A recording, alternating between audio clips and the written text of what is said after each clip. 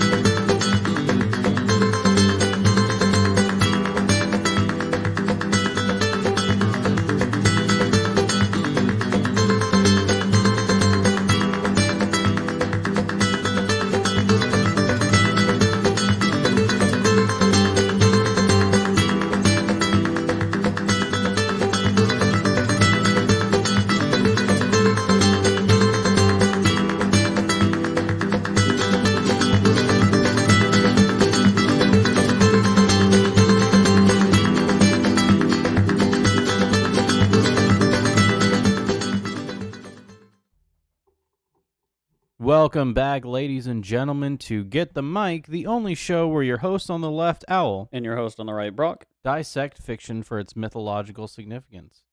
On today's episode, we're going to be talking about Dragon Ball, as usual, and in particular, episode 116, which is titled A Taste of Destiny in the English, or in the Japanese, The Turtle Hermit's Alive? Oh? Huh? What could it be? So, before we get started, if you like what you hear during the show, please give us a like. Hit that red subscribe button. Many of you who watch are not subscribed, so please subscribe. We upload new episodes Mondays and Thursdays to YouTube and Tuesdays and Fridays to Rumble. Anything else? Nope. Let's go.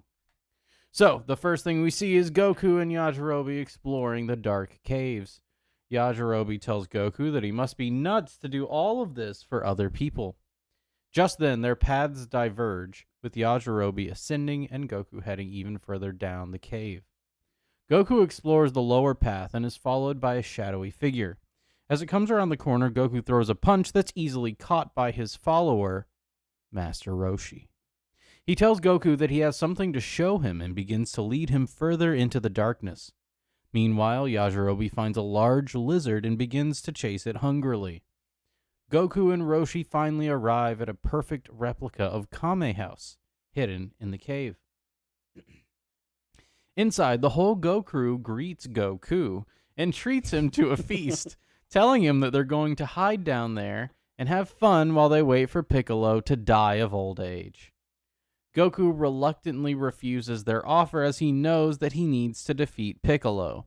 It also shows that this is only an encapsulation of what Goku knows. He does not know that Piccolo has wished for eternal youth. Yes. And so, the fact that they say we're going to wait till he dies is a plausible solution to the problem of Piccolo. Well, they're presenting it as a plausible solution. But let's go ahead and start back up at the beginning. Yeah. So, the first thing about Yajirobe here, splitting off from Goku, that I find so interesting is how he's telling Goku that he doesn't understand why he would do this for other people. And when he does that, their paths literally diverge. Like, they're walking side by side and they're like, well, guess this is it. Yes, and actually the idea of the higher moral standard taking the low road, let's say, and allowing someone else to take the high road is exactly what's embodied here in this visual representation, because Yaj is trying to look for the way out. he goes on the high road, and Goku heads even further down because that's where he needs to go. And Yajirobe needs to go down there too, but he just doesn't. He won't acknowledge it. Yajirobe is still serving himself, right? And he's consumed by his self-serving nature, and so that's why when he goes up the path, he sees the lizard that he immediately starts chasing to eat instead of trying to find his way out, right? But don't you think that it's why? How would a lizard be? Lizards are cold blooded. There's no way a lizard would be able to live here. Well, I think that's the thing that we've seen Yajirobe do so far in eating the Mazoku as well, right? Because he's eating these lizard dinosaur-like demons, and so he sees the lizard here in the Oh no cave. no, and I mean to say that I'm not so sure that it's a real lizard Right. Well, this is in the same vein. as what Goku's tempted with as well, right? This is sort of a temptation for Yajirobe, meaning I want to eat something and I want to eat something good. What's the best thing that I could eat? And the best thing that he's eaten, right, as far as um, So consuming into himself, you could say, would be eating the demons, right? sure, yeah. And so he sees a lizard down here because it's sort of to show that okay, well, if you're going to come down here to eat, the kind of thing that you will eat here is a monster. It's like a Gila monster, right? It's like a Hmm. very large lizard. Um, I think that's why it's a lizard. It's showing a similarity in the spirit Oh of what he yes. would be consuming, that what he interprets that he would be consuming to I make just himself wanted to better, right? mention that I don't think it's real. Yeah, I I don't think think it's it is either. I think it's a darkness. projection of his own Because I desire. remember that even though the darkness has taken an interest more in Goku, it doesn't mean that Yeah, it's not I mean, going. it's obviously not real in the same way that everything that Goku's seeing is Mhm. fundamentally not real in that sense. But I think it parallels in a sense Yes. what Goku's Oh doing no, because definitely. when Goku goes The down here, parallels that are in these next couple episodes are insane. yeah, it's wild that people don't pick up on it. Like so, Goku goes down here and he's offered a feast, right? Hmm. So they both are looking to be sustained, to get that sustenance that they need, because the world's different. They need that sustenance, and it's not easy like when they were young, right? To find that When the sustenance and to world have was meaning guarded imparted to you, by right? uh, paternal spirits, right? And so Goku's intuition, of course, is that this is this is what he needs. He needs to be sustained, and so the sustenance that he gets here is a sort of parallel to the sustenance that Yajirobe's imagining in his mind, right? It's hollow. Ultimately hollow and a distraction for Goku, and similar to the same test that he got whenever he was in Baba's tower, where the first thing he did whenever he arrived at Baba's inverted tower was that she took him to a room and offered him food to see if he would be consumed by his hunger or consumed by um, that self-serving nature that can take over you whenever you're in the process of becoming sustained, But right? To see if he would be gluttonous. This is even more because It doesn't even remember really phase Goku this with time. with Baba, well, with Baba, she was gonna keep him there away from Master Roshi and all his friends and things. Right. And so he could innately see the how that was not sustainable and something he wouldn't want to do. This is a little more of a temptation because it is all his friends down here. What he The thinks food are all his is friends. The actually not the food, important part though, right? Because it's a right? ritual that he arrives at, not just food. It's eating with everybody around the table and Yes. how that experience could Yeah, that's why I sustain said it him was in them. this Yeah. world, right? And so yeah, it's a spiritual It's a sustaining version of force. it. It's a good mode of being, but it's not heroic. It's not a heroic one. And what Goku needs for his sustenance is to defeat Piccolo. And he even says, "I need to go beat him up. I know that I have to beat him up. I know that I have to beat him up." Yes, and it's to say that Goku's wisdom reaches down into the depth beyond this temptation. And so the next things happen, which I guess we'll get to. When Goku leaves Kame House, refusing the offer, Roshi follows him and tells him that if he won't stay, he'll have to defeat his master. Roshi then launches into an assault, sending rocks towards Goku and telling him that he will not allow him to have the super sacred water. He tells Goku that it was placed in the cave by the gods, not meant for the likes of humans. Goku reluctantly fights back, but he's easily parried by Roshi. Higher in the cave, Yajirobe catches his lizard prey, but immediately falls off the ledge, plunging down and landing on top of Goku. The two roll and fall off a ledge, and Goku catches Yajirobe while dangling above the abyss. Roshi then places his foot on Goku's fingers and tells him that if he lets Yajirobe go, Roshi will take him to the water. When Goku refuses, Roshi rains punishment down on him, sending lightning through his body. Goku withstands, and the cave begins to shake, breaking the rocks beneath. Breaking the rocks beneath his hand. Instead of falling, Goku and Yajirobe find themselves lying prone on the ground. In front of them, a dark obelisk arises out of a black pool and tells Goku that it awards him the super sacred water. Nearby, a beam of light illuminates a teapot and a cup. So this is exactly why this arc is not garbage and not useless, is because Goku has to go through these things that are quite tempting. Like, it's this isn't something that Goku's been tempted with before, because he's not. It's not Krillin that he's holding on to with Yajirobe. It is someone who's helped him. And it's a part of himself that he actually doesn't embody much anymore. It's let's say dead wood that could be burnt off. I would say I wouldn't say it in those terms because I don't consider Yajirobe to be dead wood that needs to be burnt off. I would say that Yajirobe is an embodiment of a spirit that Goku needs to have with him and integrate with him so that he can see what he needs to know about himself. He's a piece of sort of a more primordial version of, or you could say like the roots underneath the tree for Goku. And so that's why he can't let him go, because that would be a failure ultimately to get the sacred water.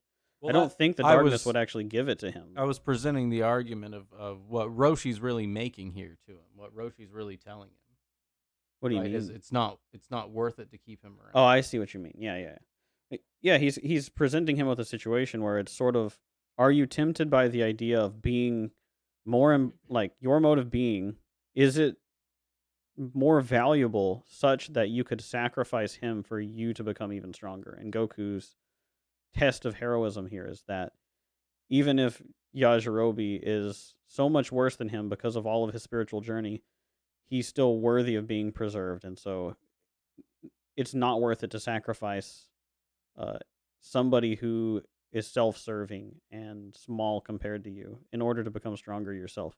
And that's how Goku actually arrives at it, because the thing that he's preserving is actually something very important about himself. And we have to think about the parallel here of Piccolo, right?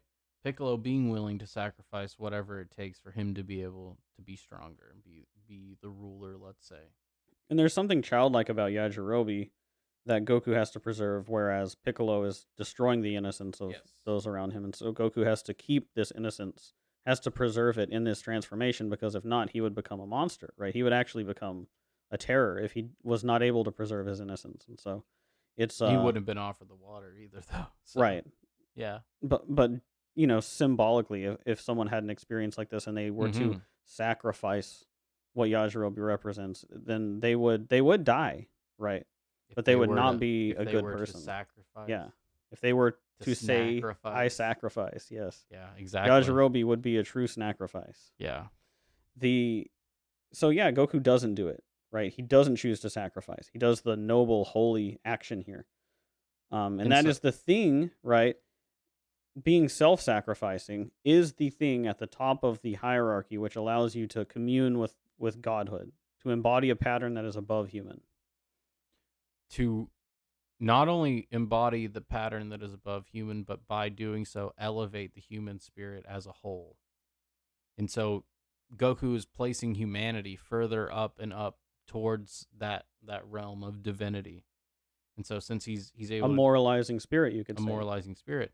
And so now he has access to the super sacred water. Is there anything else we want to go on here? I think we covered this. Well, let's talk, I guess, run back just a little bit and how We got it. Yeah, do some of the Yajirobe last stuff. catches the lizard, and it's that Mm-hmm. idea of like, I'm a dog chasing a car.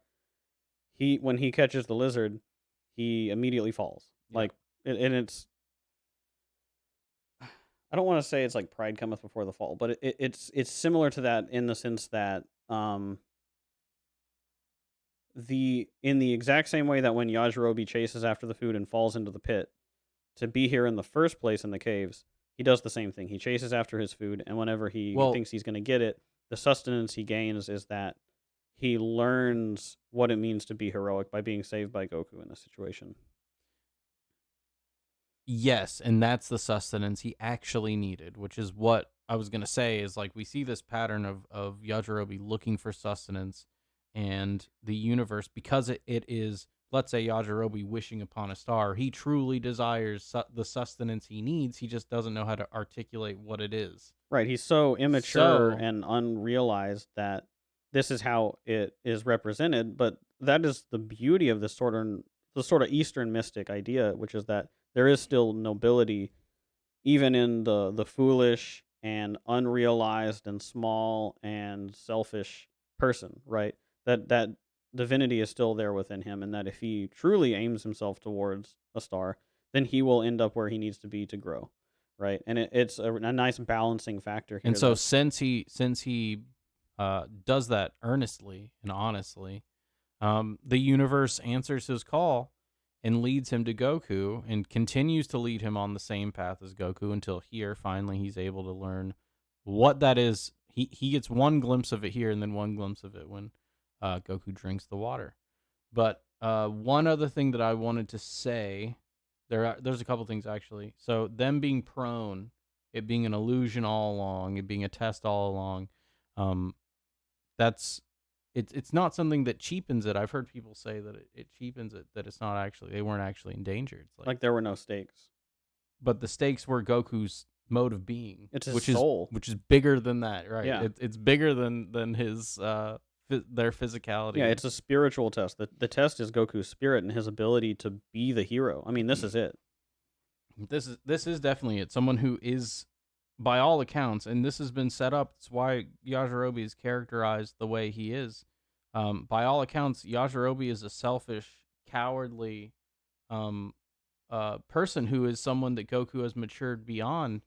And if taking a scientism approach would be something to be rid of.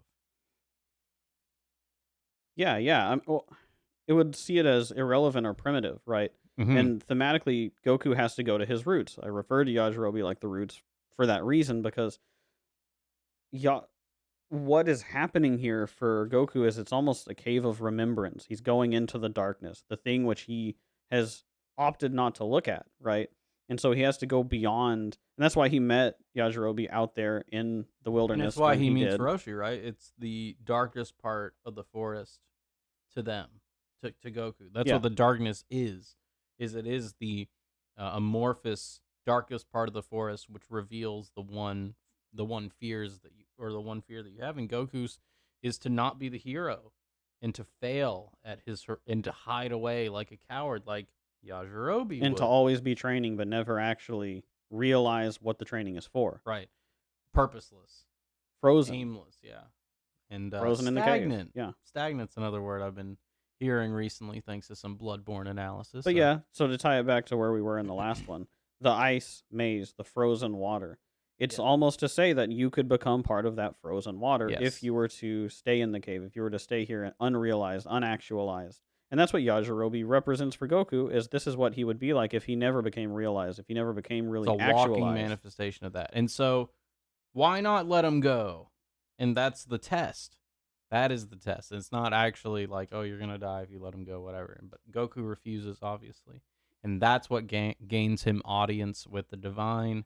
Here we have the darkness. He comes out and awards the sacred water to them, and it is, or to Goku, and it is a simple teapot that says sacred I think so. I and a don't remember cup. what it said on it, but it is simple. It's always shown kind of that way too. It's like the Holy Grail. It's very much like the Holy Grail, right? In that it's a very simple implement that holds the water that represents what you sort of like the fruit you would get from the tree of life in a sense because it is that sacred um rejuvenating water that realizes you that Well, let's get into makes it. you something that transcends, right? So, the voice tells Goku that the water is a powerful poison that will kill him if he doesn't possess great strength of mind and vitality. However, the water does unlock all the power hidden within whoever should drink it. 14 have had it to drunk it, Have drank it? have had it to drink, and none have lived. Goku fills the cup, and Yajirobe samples the water with the tip of his finger. After rolling around on the ground and choking, Yajirobe tells Gok that he will die if he drinks it. Goku chugs the water and is immediately surrounded by electricity. He falls to the ground, clutching his throat as he has visions of his original home, Roshi's teachings, Shenron, and finally Piccolo. Meanwhile, Piccolo launches a broadcast to the world where King Furry surrenders his throne to the Demon King. Piccolo then announces that his new reign will abolish justice and peace. In his new kingdom, everyone will be free to do what they like, and the Mazaku will kill all who cling to the ideas of justice. Seeing this, Launch says based. Back in the cave, Goku lies on the ground and screams as a ghostly Uzaru roars. Korin senses this, witnessing Goku's true power. Uzaru. This is probably my favorite scene of Dragon Ball, the original series Dragon It's Ball. such a great mirror, too. Like we were saying, the parallels. Did we say it in the last episode or this one? Yeah. Yeah. It just, this is like immaculate. The way that they play this out and explain thematically why it is so important that Goku goes through what he's going through and what he is going through. If you're paying attention, it spells it out for you. Mm-hmm. Specifically, what we see in the visions that Goku has, right? And what Brock, you were saying earlier about the super sacred water being akin to the knowledge of good and evil. It is an encapsulation and understanding of the darkness within, and that's why it's the Uzaru at the end that roars. Is because that's the final straw that Goku needs to integrate for him to be able to fight Piccolo, because he has to understand the darkness within himself And within man. and within man in general, right? And it spells out exactly how Piccolo And is death. able to win. yes, Right.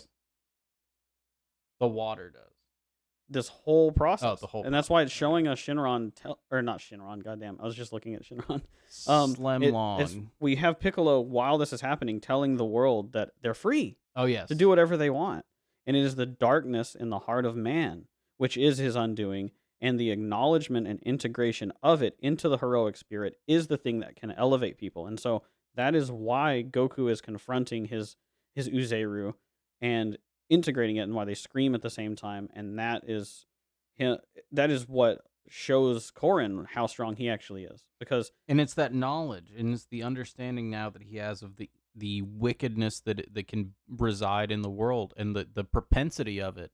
Because he sees Shenron too, which is that potential, and he Yes. sees Piccolo, which is like the evil potential, right? And so you merge The those new two dragon, right? ideas, right? as And Piccolo so, has supplanted Shinron Yes. as the dragon here now. and so you merge those, and so now Goku has that intonation of it. But specifically also why he saw his original home. And that's because Yaj is here. And that's why Yaj is here. Because this is a thread that leads back to before his known memories. Well, and it doesn't show Grandpa Gohan though, does it? Right. And It does that's not. particular because that gets tackled later Yeah, on. it is explicitly tackled, but this is sort of like, how would I say it? Goku is integrating.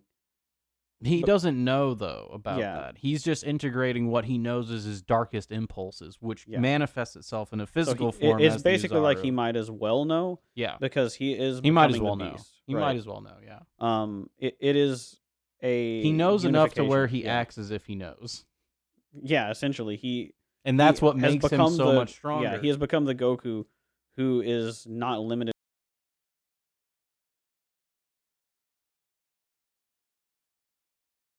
Go ahead. Test. Okay.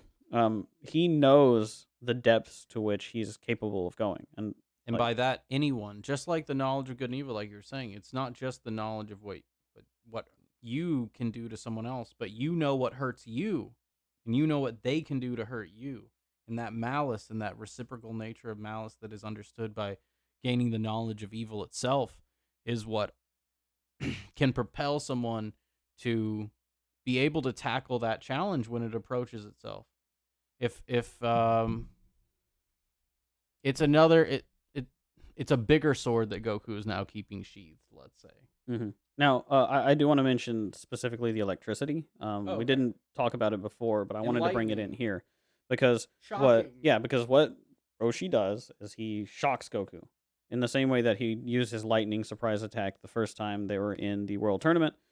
And that whole thing, the whole situation that we talked about the lightning surprise attack and the enlightenment, that monkey, let's say,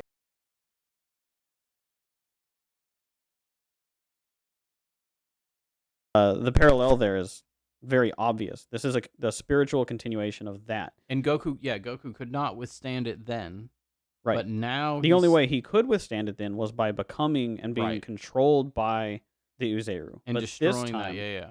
by superseding it and not becoming the Uzeru, But integrating that mode, he sort of reestablishes his connection to that cosmic power now and because that's it is why integrated into Yajirobe was him. here, right? Yep. Yeah, All of and that, it all comes together it's here. all part of that same picture that they're putting together for you, that enlightenment, right? And the all of the times that we've talked about how the lightning represents that, you can think back to the robot Mm-hmm. underwater doing it. All these pieces, it's like a breadcrumb trail leading to finally Goku's enlightenment here.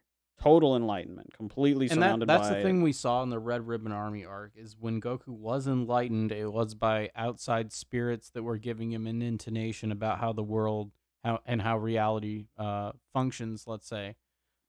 Whereas in this, it's saying that the deepest malevolence, you already know it. It comes from you. It comes from the things you know that are wrong. And hell arrives when you do those things that you know are wrong but don't. But you try not to do them. And that's exactly why Piccolo comes over and he says, "Do all those things that you know you shouldn't do." Yeah, I want to segue a little bit here and make it a more sort of a candid conversation about the themes here because of you can think about the way that people see the world, right? There's two ways that people see humanity. They'll say um, that people are corrupted by nurture, that they're born good and society corrupts them.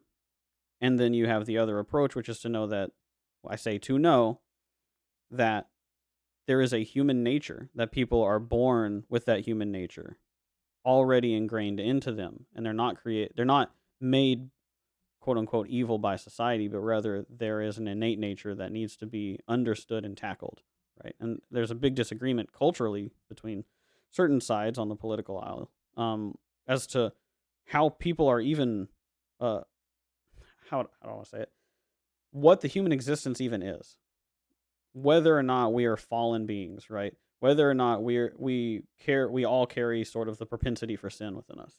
And this is that deep, deep enlightenment that Goku gets and sees into the nature of being so far that not only does he see other people in himself and recognize their experiences in himself, and not only can he now see the hero in them, But Piccolo but and now he himself. recognizes both their propensity for evil. And so purely, I don't want to say purely, but truly transcends the realm of the individual and becomes a force for changing the world now, right? Elevates from the potential hero to the hero, becomes like archetypally the hero here at this moment in the story, I think, because he carries the Mm, weight of moralizing everybody I would by defeating say, I Piccolo, mean, by knowing that he has to fight Piccolo and beat him. yeah, there's certainly a division, a hierarchical division to be made. Because I would say that when Goku defeats Death for the first time, that's when he instantiates himself fully as the hero. But I think here it's becoming a super order. He becomes a cultural hero, I guess you could say. It becomes a Yeah, a superhero. superhero. I I mean, I mean, don't know how else to we're say not it. there yet I because was literally we do get there, yeah, right? we Because will. this is another step on the path to superhero ness So and this is the like gradient. We have regular hero, yeah. superhero. We're getting there. Well, you could read into the conversation we just had and understand what we have to say about Goku's progression all the way throughout, right? But this is what it's about right here, where Goku He's can at the Axis Mundi. He's at the point of maximal suffering where he has been tempted to what he knows is the wrong thing, but offering him the ends that he seeks. And he's ventured on the path such that he's able to imbibe this wisdom without dying. Because what would happen to people who are not ready for the super sacred water is that they would die. And this is what happens to Sleeping Beauty, is that she's not ready to take in the evils of the world because she's been so sheltered. And so when she encounters them finally, she almost dies. She basically would rather be unconscious to the world than face it. And that's kind of what happens too with the ices, the ice adventures, is that they are they've tried not to proceed. yeah, exactly. And so by They're doing frozen so, in they're time. frozen in time, or they're in a comatose state, a frozen or sleeping state. And so it's exactly what Goku is able to integrate, and that's what makes the super divine water so important. It's not a MacGuffin. It's not like, oh well, Goku gets super strong because of nothing, because he drinks this water. It's like, no, it's what the water actually imbibes to him, and it's shown through the show. It's shown through the manga. No, It's not like it's not there. it spells it out, especially where it's like, here's 4 images, put it together. Home, Roshi's teaching, Shinron, Piccolo, and Goku goes through. It's like he goes on a trip, like a serious, like actual trip, and has an ego death. That's exactly it, right? He kills the idea of, and this is another thing that's repeated multiple times. He does the sacrifice of his innocence in a way that doesn't actually kill Yajirobe. Right. He is the most holy way we've seen. We've seen Tien sacrifice his innocence, and we've seen. Oh, what was the other one? There was one more, wasn't there? I wouldn't say Tien like willfully sacrificed his innocence as much as I mean, he does it. he He doesn't threw it in willfully front do of it, but he himself does and it. lost it. I think it had to happen that way. Yeah, definitely. But But it's there not was the another same one. as What was what the other? Goku's doing down here, because No, I'm not saying it's the no, same no, at no. all. Well, I don't. I'm not. I don't want to say that you're saying that, but like the act of for Tien to sacrifice his innocence, I just don't even think that that's what he did. I think that he he lost his innocence by encountering Piccolo, but I don't think that he was on that Well, path. let's just say the motif of the innocence being destroyed in Yeah, this arc. yeah, yeah. It The definitely way carries. the way it's destroyed, I would say that Tien was actionable in what he did. But I don't want to like get too in the weeds with that. We'll move I on mean, from it. he causes it for sure. It's Yeah. his fault, right? And he ought to have known that that wasn't the proper course. Yeah, probably not the play. But because he's naive to it is the whole reason that it happens. That's why I said it that way. Anyways, No, you're point right. You're right. point being, who else is innocent? Someone else's. I forgot. It was someone's. I mean, there's a Oh, constant destruction. I thought it, and I didn't tell you. Krillin's. Krillin is that innocence of Roshi that dies before we even get into the arc proper, right?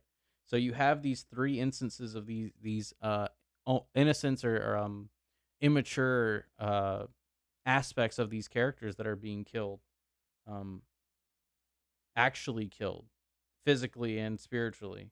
Whereas here, Goku actually takes the holy path, preserves his innocence, let's say, and is able to only kill the innocence, or let's say kill the naivety within him without killing Without his losing innocence. his And I think that's the case without losing his innocence, because even as we see later on, as he becomes an adult, there's still an innocent nature to Goku that he never loses, and it's because of his um the way he survives the trial of the well, Chojinsu. that's it, the ego. I mean, that's what is lost in the ego death, is Hmm. that is truly what the excess is. And so by doing this, it's sort of like he's codified the process by which he keeps his head empty to keep it full of dreams. Like, this is the way that Goku keeps his innocence, is that he's kind of gone through like the cosmic ego death. He isn't He always opens himself up to the Yeah. the real potential of the universe, and